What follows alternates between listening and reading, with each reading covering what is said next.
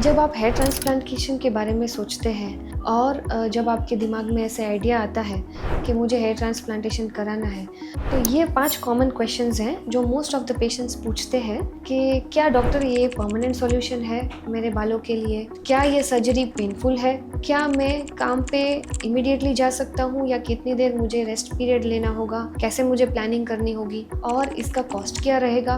और क्या डॉक्टर इसके कोई साइड इफ़ेक्ट्स हैं डेंजरस वाले कि मुझे सोचना चाहिए हेयर ट्रांसप्लांटेशन कराने से पहले? ये कॉमन क्वेश्चंस आपके दिमाग में रहते हैं। अभी आंसर करते हैं हम इनको एक के बाद एक। क्या ये एक परमानेंट सॉल्यूशन है? तो यस, मैं कहना चाहूँगी ये एक परमानेंट सॉल्यूशन है आपके जो बाल्डनेस के लिए, आपके हेयर लॉस के लिए। क्यों? क्योंकि आपको डोनर एरिया से जो हेयर निकाले जाएंगे, स्पेशली हम स्काल्प डोनर एरिया की जो बात करें, तो वो जो है आपके हार्मोन से रेजिस्टेंट होते हैं। यानी आपका जो डाईहाइड्रोटेस्टोस्टेरोन है, जो कि हेयर पे एक्ट करके उसको छोटा बना रहा है, उसको वेलस बना रहा है, उसकी जो इफ़ेक्ट है वो आपके पीछे डोनर एरिया में नहीं रहती है। तो वही ग्राफ्स जो पीछे डोनर एरिया में है, वही हम आपको आगे या फिर क्राउन एरिया में या जहाँ भी आपकी रिक्वायरमेंट है, हम उनको ट्रांसप्लांट करते हैं। तो इसीलिए वो रेजिस्टेंट होते हैं, तो वो परमानेंटली वहाँ पे ग्रो करते रहते हैं। We can say that yes, this is a permanent solution. Now coming to pain. तो क्या ये पेनफुल प्रोसीजर है? तो पेन इतना ज़्यादा नहीं होता सर्जरी में। आपको अनकंफर्टेबल लगता है, आपको डिस्कम्फर्ट ज़रूर होता है, क्योंकि पेन को टैकल करने के लिए आपको लोकल एनेस्थीसिया दिया जाता है। तो लोकल एनेस्थीसिया जब इंजेक्ट करेंगे, और उसका इफ़ेक्ट भी आपको घर जाने के बाद भी कुछ टाइम तक रहता है, जब तक कि आप पेन किलर्स ओरली आप स्टार्ट नहीं कर देते और उसका जो ओरल पेन किलर्स का जो इफ़ेक्ट है वो किक इन होता है, तब तक ये इफ़ेक्ट आपका लोकल एनेस्थीसिया का रहता है। It is not a painful procedure, answer is no. फिर आपका जो रिकवरी पीरियड है, आपको प्लानिंग कैसे करनी है, रिटर्न टू वर्क कब जाना है, दैट इज़ इम्पॉर्टेंट। तो यानी कि आपका अगर डेस्क का जॉब है या फिर आपका आउटडोर्स जॉब है, इस पे डिपेंड करेगा।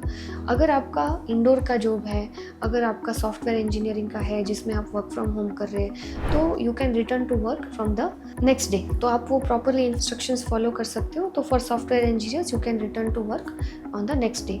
अगर आपका आउटडोर्स का जॉब है, तो बाहर जाने से क्या होता है कि आपके ग्राफ्ट जो बहुत मुश्किल से पूरे दिन का जो प्रोसीजर है हेयर ट्रांसप्लांटेशन का, आपने स्पेंड किया है पूरा दिन, इसलिए बेटर है कि आप 7 दिन घर के अंदर ही रहो। सो रिकवरी इन शॉर्ट 7 डेज़ का हम बता दें कि 7 डेज़ के बाद आपका जो है वो ग्राफ्ट भी सेटल हो गया होता है, और हेड वॉश के बाद तो आप सब कुछ जो नॉर्मल रूटीन है वो फॉलो कर सकते हैं। अगला पॉइंट है कि आपको प्रोसीजर के लिए कितना कॉस्ट और कितना स्पेंड करना पड़ेगा फॉर हेयर ट्रांसप्लांट। तो आपका जो कॉस्ट फैक्टर है वो डिटरमाइन होता है कि कितने नंबर ऑफ ग्राफ्ट्स लगेंगे उस एरिया को कवर करने के लिए। और ये कैसे डिटरमाइन करेंगे आपके डॉक्टर? तो पीछे ग्राफ्ट्स अवेलेबल कितने हैं, डोनर एरिया में से कितने ग्राफ्ट्स अवेलेबल है, एंड आपको जो एरिया कवर करना है उसमें कितनी डेंसिटी देनी है। Usually cost is according to the number of grafts. और ग्राफ्ट्स और फॉलिकल के बीच में भी आपको डिफरेंस पता होना चाहिए। उसके लिए एक और वीडियो हमने बनाया है कि ग्राफ्ट्स को क्या है और फॉलिकल को क्या कहते हैं, दोनों के बीच में कैसे डिफरेंस है और कैसे आपके ट्रांजैक्शन रेट्स है वो अफेक्ट करते हैं।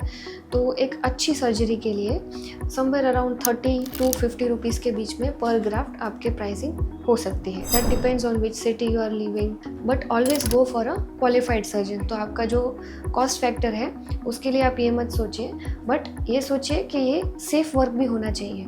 यानी कि जो आपके डॉक्टर है वो क्वालिफाइड डर्मेटोलॉजिस्ट है या क्वालिफाइड प्लास्टिक सर्जन है, उनका प्रीवियस एक्सपीरियंस कितना है, और उनके जो स्टाफ है वो ट्रेंड है, ऑन कॉल एनेस्थेटिस्ट है।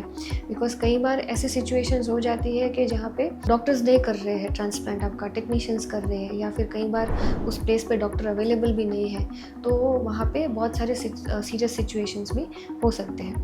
तो आपके डॉक्टर और उनका जो स्टाफ है, इमरजेंसी के जो इक्विपमेंट्स है वो सब परफेक्ट कंडीशन में होने चाहिए, ऑन कॉल एनेस्थेटिस्ट भी होना चाहिए। So it should be a good setup.